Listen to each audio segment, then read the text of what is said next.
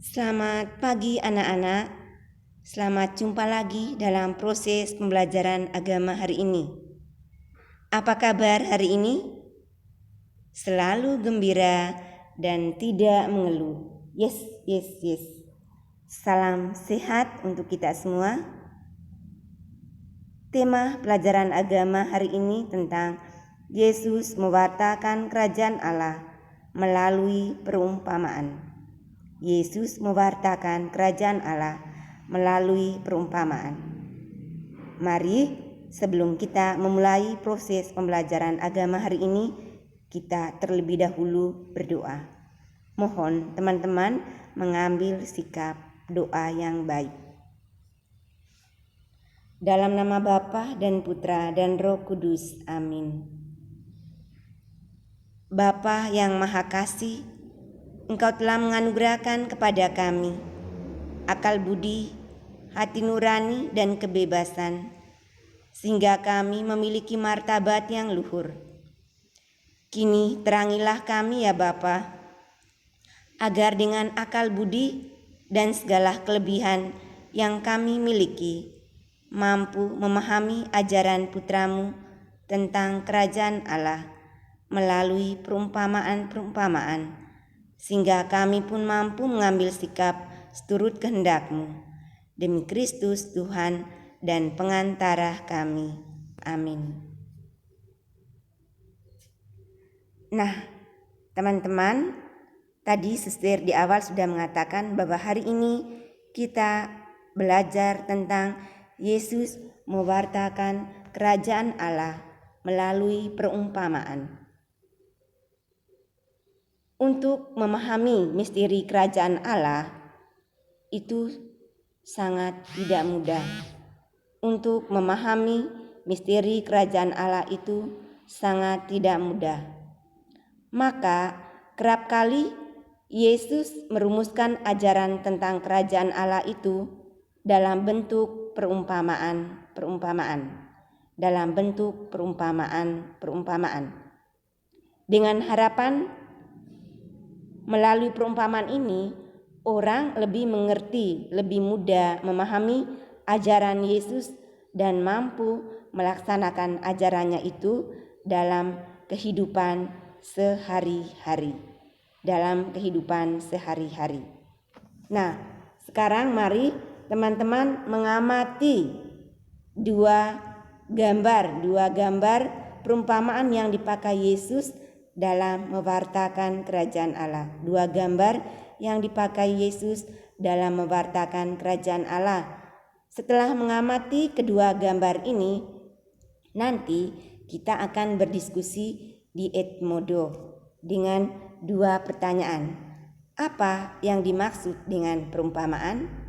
Kedua, menurutmu mengapa Yesus dalam mengajar sering menggunakan perumpamaan?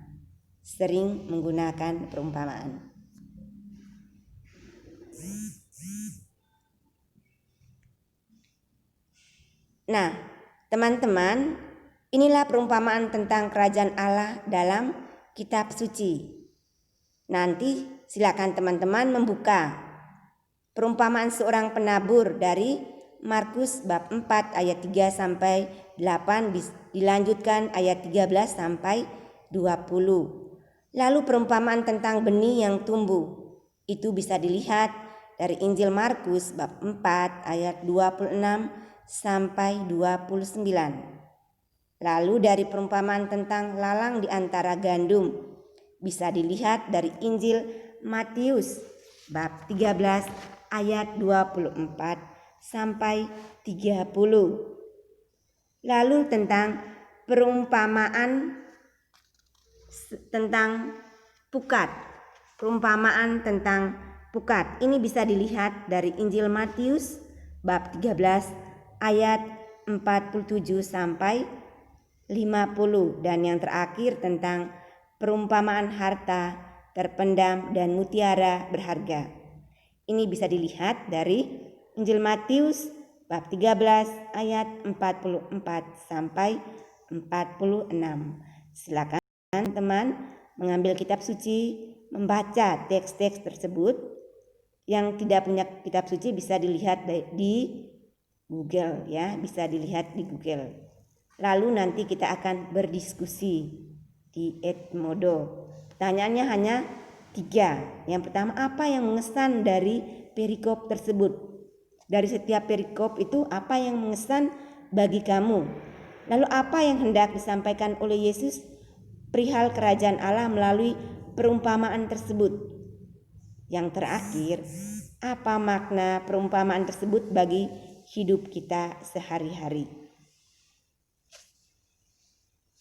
Nah, teman-teman, perumpamaan itu adalah penyampaian pesan yang menggunakan bahasa imajinatif, kiasan simbolis atau perbandingan. Dengan menggunakan perumpamaan itu diharapkan orang yang mendengar akan lebih mudah menangkap dan memahami isi dan gagasan yang hendak disampaikan melalui perumpamaan tersebut. Dalam mewartakan kerajaan Allah juga, Yesus seringkali menggunakan perumpamaan yang sesuai dengan situasi dan kondisi para pendengarnya. Dan biasanya yang diambil Yesus apa saja?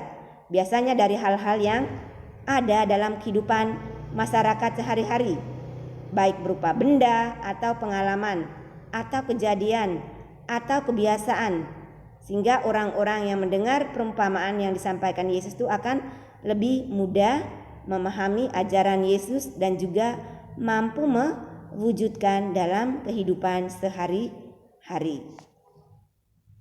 Nah, sekarang kita lihat perumpamaan yang sering digunakan Yesus dalam mewartakan kerajaan Allah. Yang pertama, seorang penabur. Seorang penabur maksudnya di sini adalah mau menjelaskan bahwa dalam karya Yesus untuk menegakkan kerajaan Allah, betapapun ada kegagalan, karya itu akan menghasilkan 2 panen yang berlimpah, melebihi apa yang diperkirakan manusia.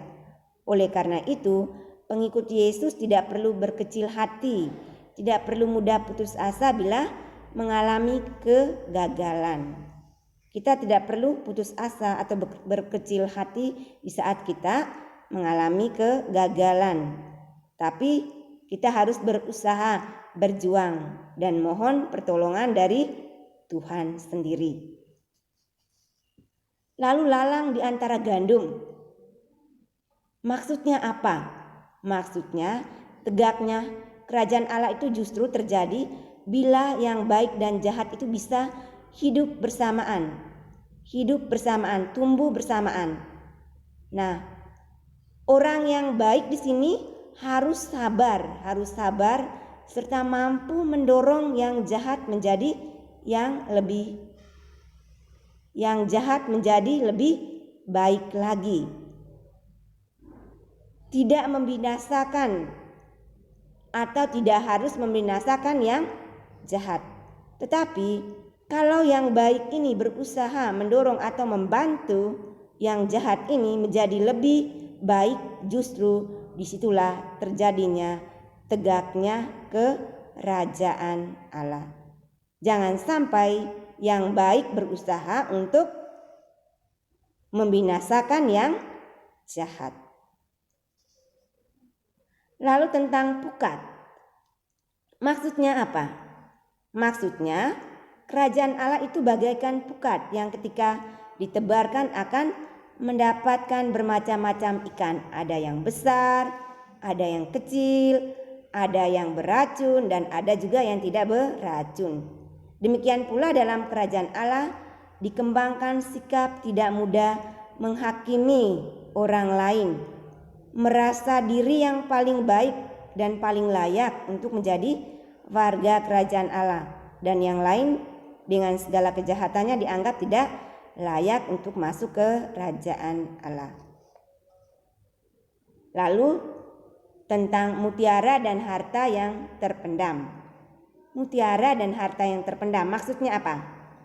Maksudnya demi kerajaan Allah, manusia atau kita itu harus memandang Allah sebagai harta yang paling berharga. Jadi Allah itu sebagai harta yang paling berharga, bukan yang lain, ya, bukan yang lain. Untuk itu ia harus berani meninggalkan segala miliknya yang selama ini dianggap paling berharga dalam hidupnya. Hidup dalam kerajaan Allah adalah hidup yang penuh sukacita, penuh damai. Sekalipun untuk mencapainya, seseorang harus berani meninggalkan segala-galanya. Nah, yang terakhir tentang perumpamaan benih yang tumbuh. Maksudnya apa? Maksudnya kerajaan Allah umpama benih yang sudah ditaburkan, lalu ia akan tumbuh sendiri. Bahkan petani sering tidak mengetahui kapan ia akan bertunas atau kapan akan keluar bunga dan kapan persisnya buah itu terbentuk. Demikian pula tumbuhnya kerajaan Allah sering tidak bisa diamati secara pasti, tergantung sepenuhnya pada Allah. Petani pun tidak tahu kapan tumbuhnya. Bukan usaha manusia, bahkan manusia tidak memaksa supaya cepat atau memperlambat pertumbuhannya. Pada saatnya yang tepat, pasti Allah yang akan menegakkan kerajaan Allah.